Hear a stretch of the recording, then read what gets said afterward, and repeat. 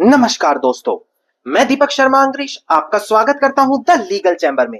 अब दोस्तों, आज की वीडियो एक तरीके से आप सभी लोगों के लिए गिफ्ट के तौर पर हम लेकर आए। जी हां, अक्सर देखने को मिलता है कि यहां पर लोगों की शिकायत रहती है कि कोर्ट में झूठ बोला गया, कोर्ट में झूठे तथ्य पेश किए गए, कोर्ट में झूठी गवाही कराई गई और इस आधार पर कोर्ट से अपने पक्ष में ऑर्डर ले लिया गया।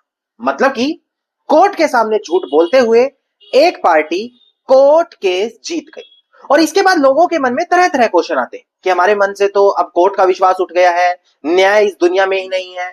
जबकि मैं आपको बताऊं कि सिर्फ प्रॉपर कानूनी प्रावधान, प्रॉपर कानून की जानकारी ना होने के कारण ही आप लोग ये सारी हरासमेंट फेस करते हैं।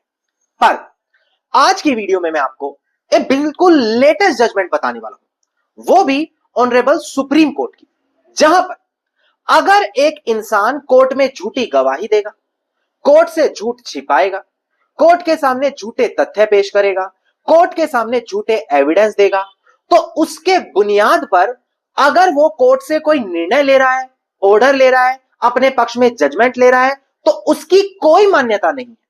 साथ ही साथ उसके ऊपर अब एक सख्त क्रिमिनल कार्रवाई होगी, जहां पर उस व्यक्ति को उम्र कैद तक भी हो सकती है अगर आपने सही तरीके से कानून का पालन किया। और ये सारी जानकारी मैं आज की वीडियो में बड़ी डिटेल में लेटेस्ट जजमेंट के साथ समझाने वाला हूं। अब दोस्तों, अगर आप लोगों को हमारी ये वीडियोस अच्छी लगती हैं, अगर आप लोगों को लीगल चैम्बर की टीम से किए गए एफर्ट्स अच्छे लगते हैं, तो बिल्कुल छोटा सा अनुरोध है, वीडियो को तुरंत लाइक करें और कमेंट सेक्शन में जरूर लिखें कि देश और दुनिया के किस कोने से आप हमारी ये वीडियोस देख रहे हैं। तो चलिए दोस्तों, अब आज की इस वीडियो को हम ज्यादा लंबा ना करते हुए आज की इस वीडियो को स्टार्ट करते हैं।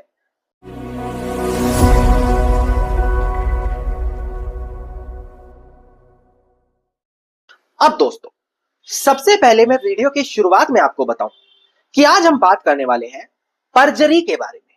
परजरी मतलब 340 सीआरपीसी, जो नए कानूनों में साल 2024 से बीएनएसएस यानी कि भारतीय नागरिक सुरक्षा संहिता के तौर पर लागू कर दिया गया। अब परजरी अक्सर लोग कंफ्यूज करते हैं, फोर्जरी और परजरी इन दोनों को एक ही समझते हैं, जबकि मैं आपको बताऊं परजरी एक बिल्कुल अलग तरीके का अपराध है। कोर्ट में झूठ बोलना, झूठी गवाही देना, झूठे तथ्य पेश करना, मनगढ़ंत तथ्य बनाकर पेश करना, यह कानूनी तौर पर सख्त अपराध माना जाता है और इसी को परजरी का नाम दिया गया है।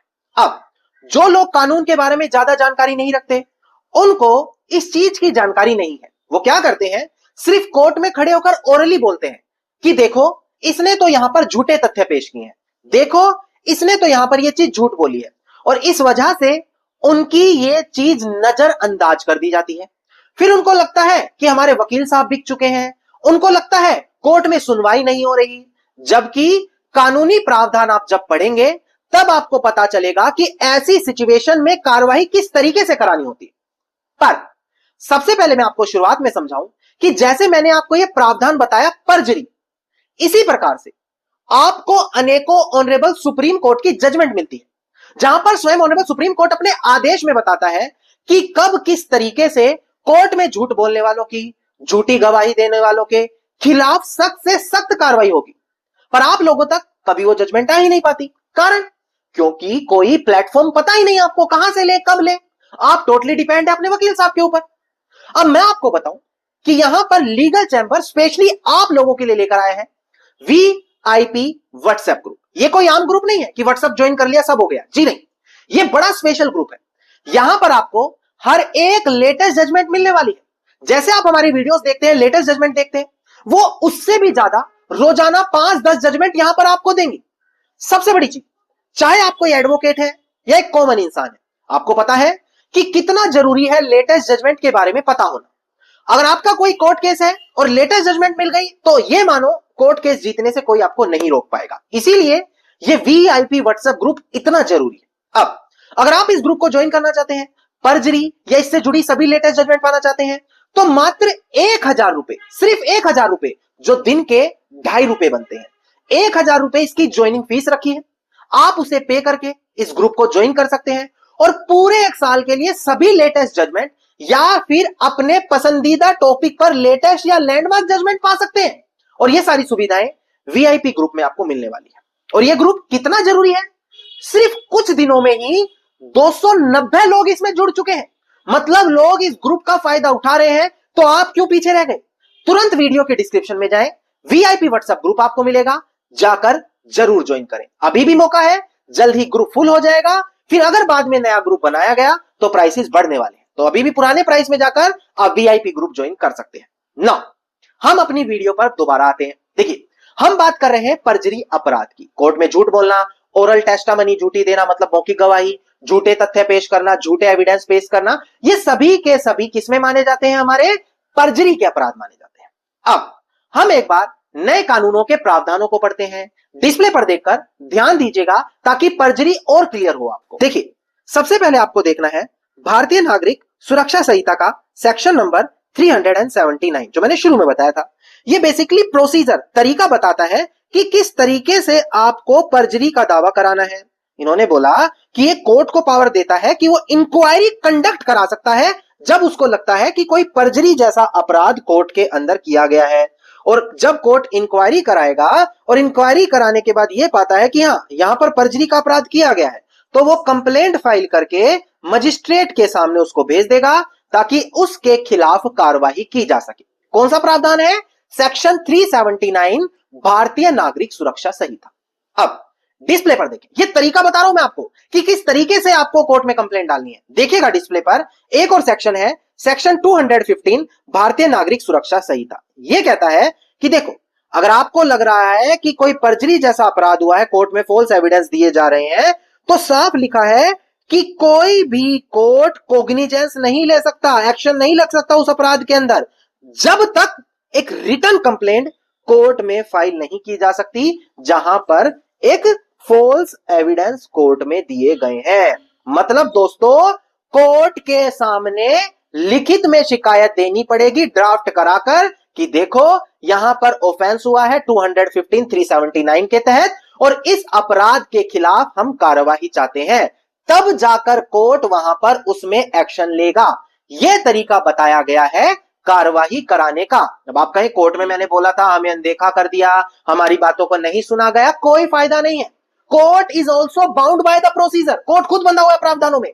रिटन कंप्लेंट दें कि ये पर्टिकुलर एविडेंस झूठा है और उसकी जगह जो सच्चा एविडेंस है वो कंप्लेंट में लगाएं। इस तरीके से उस सामने वाले व्यक्ति के खिलाफ जिसने कोर्ट में झूठ बोला है, झूठे एविडेंस दिए हैं, फॉल्स स्टेटमेंट दी है, आप परजरी की कार्यवाही करा सकते हैं। अब इस परजरी के अंदर अलग अलग प्रावधान है। ये तो मैंने भी तरीके बताए हैं सिर्फ 2 सेक्शंस के कि क्या तरीका है। डिस्प्ले पर एक बार ध्यान दीजिए। देखिए, भारतीय साक्ष्य अधिनियम जो बताता है कि किस अपराध की कितनी सजा है, ये बताता है अगर कोई कोर्ट में फॉल्स एविडेंस दे रहा है, फैब्रिकेट कर रहा है, सेक्शन 228। इसके अलावा सेक्शन 229 पनिशमेंट बताता है। अगर आप पनिशमेंट देखते हैं तो वो बताता है 7 साल या उससे ज्यादा है, पर अगर कोर्ट के अंदर झूठे एविडेंस दोगे तो वो और ज्यादा मुश्किल हो जाएगा आपके लिए। और आपके झूठे एविडेंस देने की वजह से अगर किसी का कन्विक्शन हो गया, किसी को सजा सुना दी गई, तो ये तो और ज्यादा संगीन अपराध है। 230 धारा कहती है सामने वाले को उम्र कैद और डेथ पेनल्टी, मृत्यु दंड भी दिया जा सकता है। इतनी संगीन सजा होती है कोर्ट में झूठ बोलने के लिए। इसके अलावा और भी अनेकों प्रावधान है, जैसे आप जानते हैं झूठे एविडेंस है तब भी जानबूझकर कोर्ट में लगा दिए। मतलब कि कोर्ट में झूठ बोलना बहुत खतरनाक साबित होता है अगर सही प्रावधान आपको पता है कि किस तरीके से कैसे किसके खिलाफ कार्रवाई की जाएगी। अब अगर आपके खिलाफ कोर्ट में ऐसा हो रहा है, झूठे एविडेंस वगैरह दिए हैं, तो इस तरीके से 215 रीड विद सेक्शन 379 के तहत एक एप्लीकेशन डालें, बताएं ये झूठा एविडेंस है, ये झूठी स्टेटमेंट है, और बदले में जो रियल एविडेंस है वो साथ में लगाना जरूरी है ताकि उसके खिलाफ तुरंत परजरी का क्रिमिनल केस फाइल हो जाए और उसके खिलाफ कार्रवाई शुरू हो जाए। यह बात आ गई क्रिमिनल प्रोसीडिंग्स की, जो मैंने आपको तरीका बताया। अब इससे जुड़ा जो सुप्रीम कोर्ट का लेटेस्ट निर्णय आया है वो मैं क्लियर कर देता हूं, डिस्प्ले पर देखकर ध्यान दीजिए। देखिए, केस टाइटल है जेम्स कुंजवाल, जो यहां पर अपीलियंट है, versus state of Uttarakhand and others, जो यहां पर रिस्पोंडेंट है। इसका एसएलपी क्रिमिनल नंबर है 9783 ऑफ 2023 और डेट ऑफ जजमेंट है हमारी 13 अगस्त साल 2024, यानी कि लेटेस्ट जजमेंट है परजरी से रिलेटेड। नाउ डिस्प्ले पर देखिए, यहां पर ऑनरेबल सुप्रीम कोर्ट ने क्या कहा। देखिए, यहां पर ऑनरेबल जस्टिस संजय करोल ने कुछ गाइडलाइंस लिखी कि इनको ध्यान रखना जरूरी है जब कभी भी आप किसी के खिलाफ परजरी की कार्रवाई करना चाहते हैं। उसमें क्या बोला गया, यह बताया गया, अगर किसी के खिलाफ परजरी की कार्रवाई करना चाहते हैं तो सफिशिएंट और रीजन ग्राउंड होने चाहिए कोर्ट के सामने जिसे देखकर कोर्ट ये समझ सके कि हाँ, इसके खिलाफ पर्जरी की कार्रवाई की जा सकती है। और जो दूसरी वो प्रोसीडिंग शुरू की जाएगी वो इंटरेस्ट ऑफ जस्टिस, यानी कि जरूरी है, सिर्फ किसी ने कोई गलत स्टेटमेंट दे दी इस ग्राउंड पर कभी भी पर्जरी की स्टेटमेंट मत दो। अगर उसने जानबूझकर गलत फायदा उठाने के लिए ली है तब इस तरीके की एक्शन उसके ऊपर लिया जाना चाहिए। इस तरीके की गाइडलाइंस इसमें दी गई है। मैं एक स्पेशल वीडियो जल्दी लेकर आऊंगा जहां पर इन गाइडलाइंस को एक एक कर अच्छे से एक्सप्लेन करूंगा। यहां एक्सप्लेन करने लगा तो वीडियो बहुत लंबी हो जाएगी। नाउ ये तो आपको पता लग गया कि किस तरीके से कोर्ट में झूठ बोलने वाले की, झूठे तथ्य पेश करने वाले के खिलाफ सख्त कार्रवाई होती है। अब अगर आपके खिलाफ किसी ने कोर्ट में झूठ बोलकर, झूठे गवाह एविडेंस देकर, गलत फैक्ट्स पेश करके कोई ऑर्डर ले लिया, तो यहां भी ऑनरेबल सुप्रीम कोर्ट की गाइडलाइन है कि इस प्रकार के ऑर्डर या जजमेंट को हम नलिटी मानेंगे। मतलब ये मानेंगे कि कानून में उसकी कोई मान्यता नहीं है जब कोई ऑर्डर, डिक्री या जजमेंट झूठ बोलकर लिया हो। और जैसे ये जानकारी कोर्ट की नजर में है, चाहे 10 साल में है, 20 साल में है, कोर्ट तुरंत पर उस पर एक्शन लेगा और उस चीज को वॉइड कर देगा, उस ऑर्डर को खत्म कर देगा। डिस्प्ले पर देखिएगा, देखिए केस टाइटल है विपिन कुमार, जो यहां पर अपीलियंट है, वर्सेस जयदीप एंड अदर्स, जो यहां पर रिस्पोंडेंट है। इसका एसएलपी नंबर है 16423 ऑफ 2021 और डेट ऑफ जजमेंट है 21 जनवरी साल 2025, यानी कि ये भी बिल्कुल लेटेस्ट जजमेंट यहां पर लेकर आया हूं।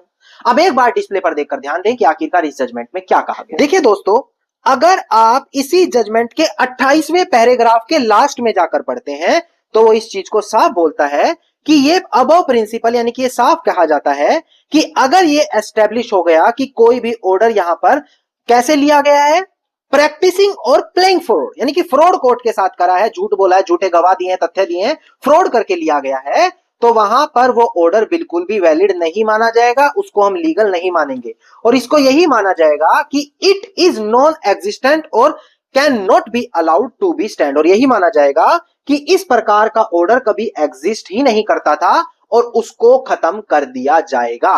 मतलब दोस्तों, कोर्ट में झूठ गलत की कोई जगह नहीं है, बस जगह है सच की, उसको इंप्लीमेंट कराना ही सबसे बड़ी बात है। ये जजमेंट, ये प्रावधान आपको पता हो, कैसे कोर्ट में पुटअप करें, कितने समय में करें, इसी की काबिलियत से कोर्ट में प्रोसेस कराया जाता है। तो आज मैंने आपको क्लियर किया कि कोर्ट में झूठ बोलना क्रिमिनली भी और सिविल भी दोनों आपके फेवर में कभी नहीं होने वाला, और किस तरीके से आप अपने खिलाफ हुए अन्याय को खत्म करा सकते हैं। अगर आप इसी प्रकार से हर एक लेटेस्ट जजमेंट पाना चाहते हैं तो वीआईपी व्हाट्सएप ग्रुप जरूर ज्वाइन करें। आप समझ सकते हैं कि कितनी जरूरी वीडियोस और जजमेंट वहां पर आपको मिलने वाली है। धन्यवाद।